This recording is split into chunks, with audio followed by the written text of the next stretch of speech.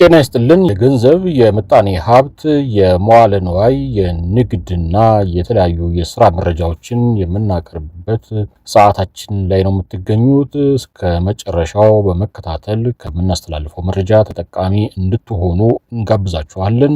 ሰብስክራይብ፣ ላይክ፣ ሼር ማድረግንም እንዳትዘነጉ እናስታውሳችኋለን። ለዛሬ ወደ አጠናቀርናቸው መረጃዎች ነው የምናልፈው። ተከታተሉ።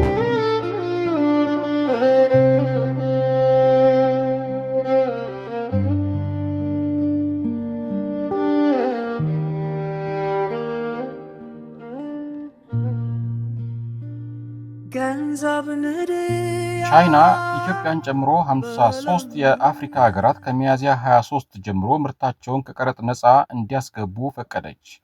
ከአፍሪካ ሀገራት በቻይና የቀረጥ ነፃ ዕድል ያልተካተተችው ከታይዋን ጋር ዲፕሎማሲያዊ ግንኙነት ያላት ኢስዋቲኒ ብቻ ናት። ቻይና ለ53ቱ ሀገራት ይህንኑ የቀረጥ ነፃ ዕድል የሰጠችው ቀደም ሲል ለ33 የሀገሪቱ ሀገራት የሰጠችውን የቀረጥ ነፃ ዕድል በማስፋት ነው። ቻይና ይህን ዕድል ለአፍሪካ በመስጠቷ በዓመት 1.4 ቢሊዮን ዶላር ልታጣ ትችላለች ተብሏል። ባለፈው የአውሮፓውያን ዓመት በአፍሪካና ቻይና መካከል የንግድ ልውውጡ መጠን 222 ቢሊዮን ዶላር የደረሰ ሲሆን ቻይና ወደ አፍሪካ የምትልከው ምርት 140.7 ቢሊዮን እንዲሁም አፍሪካ ወደ ቻይና የምትልከው 81 ቢሊዮን ዶላር ደርሶ እንደነበር መረጃዎች ያመለክታሉ።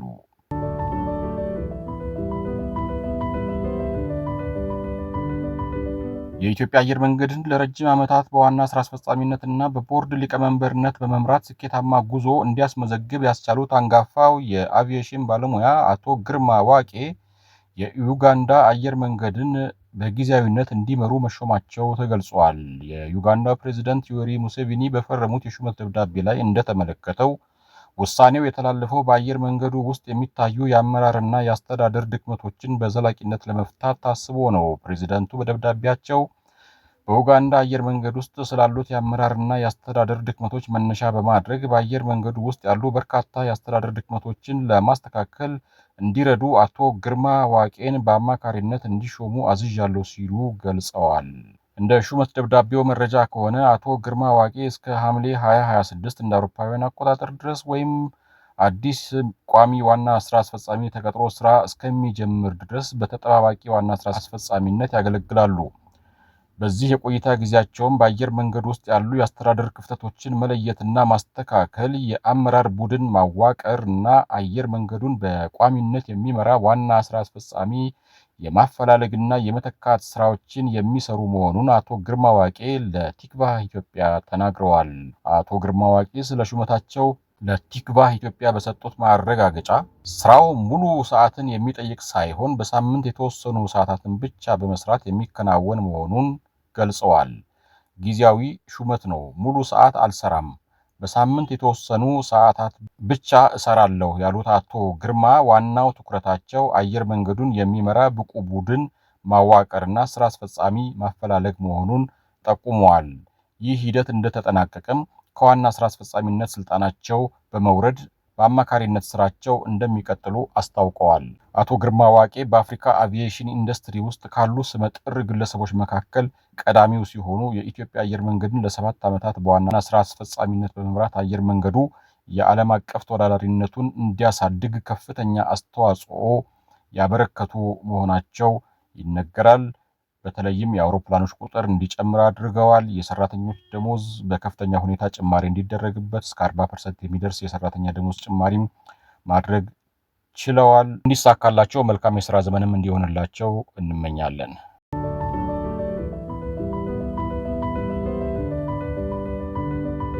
ቀጥሎ የትግራይ ክልልን ወቅታዊ ሁኔታ እንመለከታለን። ከመቀለ ውጪ ባሉት ከተሞችም ከታህሳስ ወር በመቀለ ደግሞ ከጥር ወር አጋማሽ ጀምሮ በባንኮች የተከሰተው የጥሬ ገንዘብ እጥረት በእጅጉ ተባብሷል።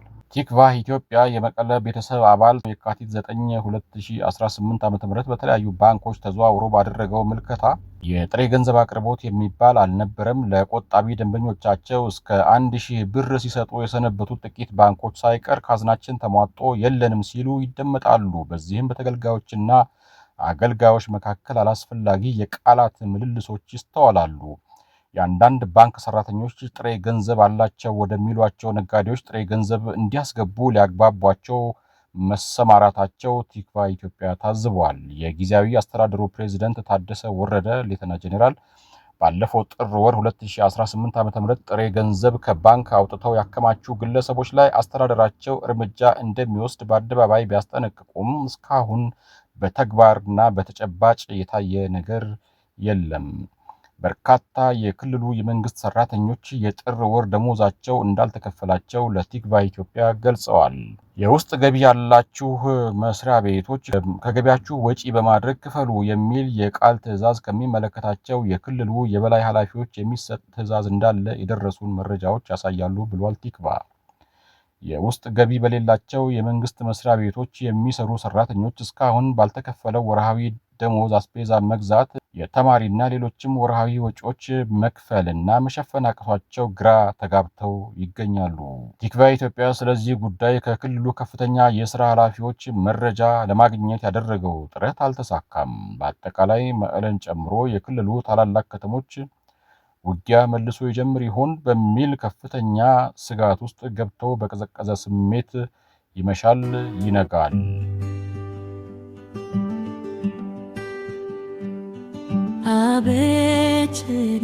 ለዛሬ ያዘጋጀነውን ዝግጅታችንን እዚህ ላይ እናጠቃልላለን። ሰብስክራይብ፣ ላይክ፣ ሼር አድርጉ። አስተያየታችሁን ከታች ኮሜንት ሴክሽን ላይ አስፍሩልን። ገንቢ አስተያየቶችን እንቀበላለን። ማሻሻል ያለብንን ጠቁሙን፣ እናስተካክላለን፣ እናሻሽላለን። እናመሰግናለን።